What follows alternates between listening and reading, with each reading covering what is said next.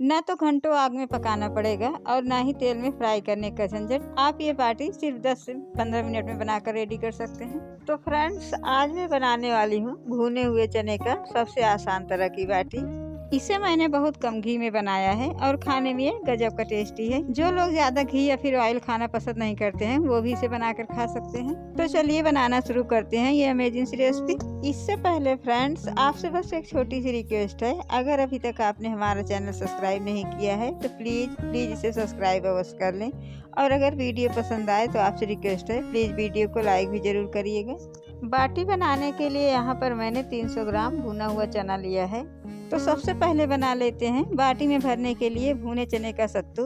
तो इसके लिए चने को थोड़ा सा हाथ से इस तरह से मसल देंगे जिससे इसके कुछ छिलके निकल जाएं। आप चाहें तो इसे छिलका सहित ही बना सकते हैं या फिर इसके छिलके निकाल कर भी इसे बना सकते हैं। अब इसके काफी छिलके निकल गए हैं तो अब इसे थोड़ा सा फटक देते हैं जिससे इसके कुछ छिलके निकल जाएं। इसका हमें पूरा छिलका नहीं निकालना है क्योंकि चने का छिलका भी बहुत पौष्टिक होता है। तो इसे हम ऐसे ही ग्राइंड कर लेते हैं। अब यहाँ पर मैंने लिया है मिक्सर जार। तो अब इसी में सारा चना डाल देते हैं। अब इसे बंद करेंगे और इसे ग्राइंड करके इसका बिल्कुल महीन पाउडर बना लेते हैं। और ये देखिए, अब बाटी का सत्तू हमारा बनकर रेडी हो गया है। तो बस अब इसे एक बाउल में निकाल लेते हैं। और ये देखिए, इसे मैंने बिल्कुल महीन पीस लिया है। तो बस अब इसे इसी तरह से रख देते हैं और बाटी के लिए आटा लगा लेते हैं। अब यहाँ पर एक थाली में मैंने 2 कप गेहूं का आटा लिया है। अब इसमें हाफ टी स्पून अजवाइन डालेंगे। इसे हाथ में लेकर थोड़ा सा क्रश करके डालेंगे। और इसी के साथ हाफ टी स्पून मैंने मंगरेल लिया है, इसे भी क्रश करके डाल देते हैं। इसे कलौजी भी कहते हैं। अब इसमें जाएगा हाफ टी स्पून नमक। नमक आप अपने टेस्ट अकॉर्डिंग कम ज़्यादा कर लें। इसे थोड़ा सा मिक्स कर लेते हैं। बाटी को खस्ता करने के लिए इसमें 2 टेबल स्पून देसी घी डालेंगे। अगर देसी घी नहीं है तो आप इसमें 2 टेबल स्पून रिफाइंड ऑयल भी डाल सकते हैं। घी को मैंने थोड़ा सा पिघला लिया है। अब ये मैंने लिया है बेकिंग पाउडर। इसमें से 1/4 चम्मच बेकिंग पाउडर हम इसमें डाल देते हैं। अगर बेकिंग पाउडर नहीं है तो आप इसमें 1/4 चम्मच बेकिंग सोडा भी डाल सकते हैं, यानी खाने वाला मीठा सोडा। थोड़ा सा बेकिंग पाउडर या बेकिंग सोडा डालने से बाटी अच्छे से फूल जाता है और सॉफ्ट बनता है। अब इसे अच्छे से मिक्स कर लेंगे। अब इसमें थोड़ा थोड़ा पानी डालेंगे और इसका आटा लगाएंगे। जैसे रोटी के लिए आटा लगाते हैं उससे थोड़ा सॉफ्ट ही इसका आटा लगाना है। अब हमारा बाटी का आटा भी लगकर रेडी हो गया है। और ये देखिए, इसे मैंने बिल्कुल सॉफ्ट ही रखा है। जब भी भरवा बाटी के लिए आटा लगाएं तो उसे बिल्कुल सॉफ्ट लगाएं, रोटी से भी थोड़ा सॉफ्ट रहे तो इसमें स्टफिंग भरने में आसानी रहता है। तो अब इसे इसी तरह से ढककर 5-7 मिनट रख देते हैं जिससे आटा सेट हो जाए। और तब तक बना लेते हैं बाटी में भरने के लिए स्टफिंग। चने के सत्तू को मैंने एक बाउल में डाल दिया है। अब यहाँ पर मैंने एक प्याज को बिल्कुल बारीक काट लिया है और ये 1 इंच अदरक ग्रेट कर लिया है। 4-5 कली लहसुन को बिल्कुल बारीक काट लिया है। और ये लिया है बारीक कटा हुआ हरा धनिया और 2-3 हरे मिर्च को मैंने बारीक काट लिया है। तो अब इसमें बारीक कटा हुआ प्याज डाल देते हैं और इसी के साथ कटा हुआ हरा मिर्च डाल देते हैं। ग्रेट किया हुआ अदरक डालेंगे, बारीक कटा हुआ लहसुन डालेंगे और अब जाएगा इसमें बारीक कटा हुआ हरा धनिया। अब इसमें 1/4 चम्मच अजवाइन डालेंगे और इसी के साथ 1/4 चम्मच मंगरेल डाल देते हैं, इसे कलौजी भी कहा जाता है। अब इसमें जाएगा टेस्ट अकॉर्डिंग नमक। तो आधा चम्मच नमक हम इसमें डाल देते हैं। नमक आप अपने टेस्ट अकॉर्डिंग कम ज़्यादा कर लें। अभी हम इसमें डालेंगे अचार का मसाला। तो मसाले में भी नमक रहता है इसलिए नमक कम ही डाल रहे हैं। अब यहाँ पर मैंने लिया है 1 नींबू, इसे काट कर आधे नींबू का जूस इसमें डाल देंगे। अब यहाँ पर मैंने लिया है आम के अचार का मसाला और इसी के साथ अचार का 2 टेबल स्पून ऑयल भी मैंने लिया है। तो अब ये मसाला तेल सहित इसमें डाल देंगे। अगर आम का अचार नहीं है तो आप इसमें भरा हुआ मिर्च भी डाल सकते हैं। जो मोटा वाला लाल मिर्च भरा जाता है वही 1-2 मिर्च आप इसमें डाल दें तो भी इसका टेस्ट बहुत अच्छा आएगा। अब इसे हाथ से अच्छे से मिक्स करेंगे और जरूरत पड़ी तो इसमें अचार का थोड़ा सा तेल और डाल देते हैं। अभी इसमें मसाला कम लग रहा है तो इसमें थोड़ा सा अचार का तेल और मसाला डाल के और मिक्स कर लेंगे। 1 चम्मच सरसों का तेल और डालकर इसे मैंने अच्छे से मिक्स कर लिया है। तो अब इसमें से थोड़ा थोड़ा बैटर लेंगे और इसका छोटा छोटा बॉल बना लेंगे।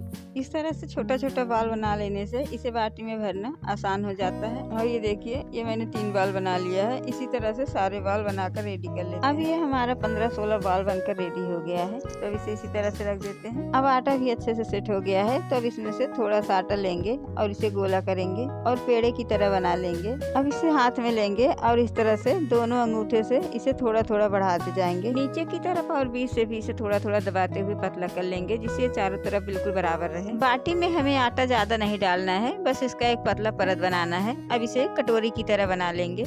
अब ये बिल्कुल कटोरी की तरह बन गया है। तो अब इसमें सत्तू का एक बॉल डालेंगे और इस तरह से इसे थोड़ा थोड़ा बढ़ाते हुए चारों तरफ से पैक कर लेंगे। इसे इस तरह से हल्का हल्का चारों तरफ से दबाते जाइए और ऊपर की तरफ बढ़ाते जाइए, तो ये आसानी से पैक हो जाएगा। ये देखिए, अब ये बीच में जो आटा थोड़ा सा बच गया है इसे हम काट के निकाल देते हैं और इसे हल्का सा प्रेस करेंगे और चिकना कर लेंगे।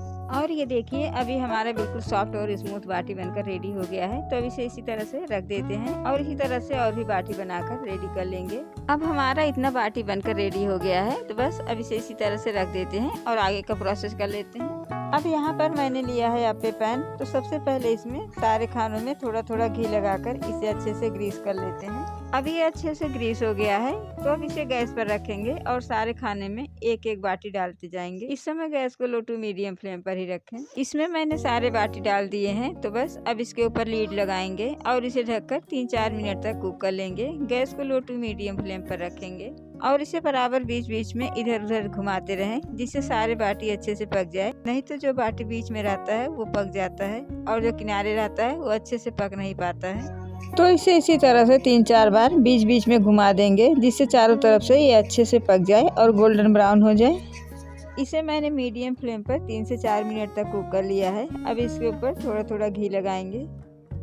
इसमें चारों तरफ से अच्छे से घी लगा रहेगा, तो ये चारों तरफ से अच्छे से पक भी जाएगा। अब सभी बाटी में घी लग गया है। तो अब इसे धीरे से पलट देते हैं। एक एक बाटी हम धीरे से पलट देंगे, जिससे दूसरी तरफ भी अच्छे से पक जाए। सारे बाटी को मैंने पलट दिया है। तो अब इसके ऊपर फिर से लीड लगाएंगे और इसे 2 मिनट और कुक कर लेते हैं, जिससे दूसरी तरफ भी हो जाए। अब इसे खोलेंगे और इसे चारों तरफ से हल्का हल्का घुमाते हुए सेकते जाएंगे, जिससे चारों तरफ से अच्छे से पक जाए और गोल्डन ब्राउन भी हो जाए। एक बैच की बाटी पकाने में कम से कम 7 से 8 मिनट लग जाता है, लेकिन इकट्ठे ढेर सारा पक भी जाता है।